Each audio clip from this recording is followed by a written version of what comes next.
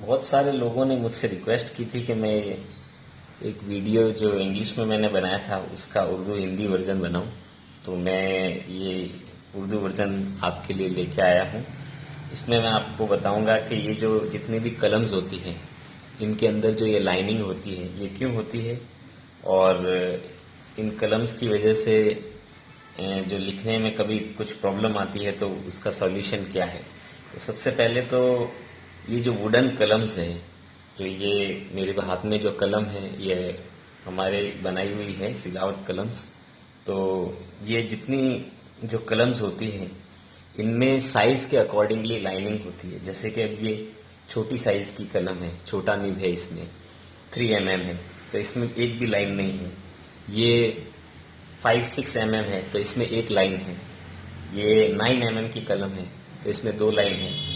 ये 18 mm की कलम है तो इसमें 3 लाइन है। तो जितनी चौड़ी निब की कलम होगी उसमें लाइनिंग उस हिसाब से होगी। और इसका रीज़न ये होता है कि जब आप कलम को डिप करते हैं इंक के अंदर तो वो कलम के अंदर रह जाती है इंक, और इससे थोड़ा ज़्यादा टाइम तक लिखा जाता है। तो ये रीज़न होता है इस कलम के अंदर जो ये लाइनिंग होती है। अब मेन प्रॉब्लम काफ़ी लोगों को ये आती है कि जब वो लिखते हैं तो ये लाइनिंग जो बीच में जो है वो गैप शो करता है। तो ये गैप शो करने का रीज़न ये होता है कि सबसे पहले आप जब डिप करते हैं तो इस टाइप से जो कुछ लोग हैं डिप कर लेते हैं, इतना कम कम लेते हैं, और फिर उसके बाद में जब ये लिखते हैं तो ये इस टाइप में कभी शो होता है, ये ऐसे।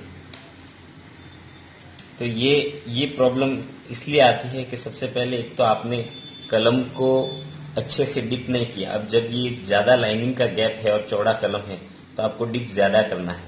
और ये जो इंक के अंदर जो वाटर बेस है आपको थोड़ा ज़्यादा रखना है जब आप चौड़े कलम से लिखते हैं। जैसे कि अगर छोटे कलम से लिखते हैं तो आपको ये प्रॉब्लम नहीं आएगी वैसे मोस्टली, क्योंकि आप सही लिख सकते हैं इसको, इसमें लाइनिंग है भी नहीं। अब जैसे कि एक लाइन है तो उसको थोड़ा ज़्यादा डीप करना है, जैसे कि ये है। और जब इस टाइप की कलम्स होती है जो चौड़ी वाली, तो उसमें आपको ज़्यादा वाटर बेस रखना है और उनको ज़्यादा डुबाना है इसमें, तब ये जाके आपको ये प्रॉपर वे में लिखा जाएगा इस टाइप से।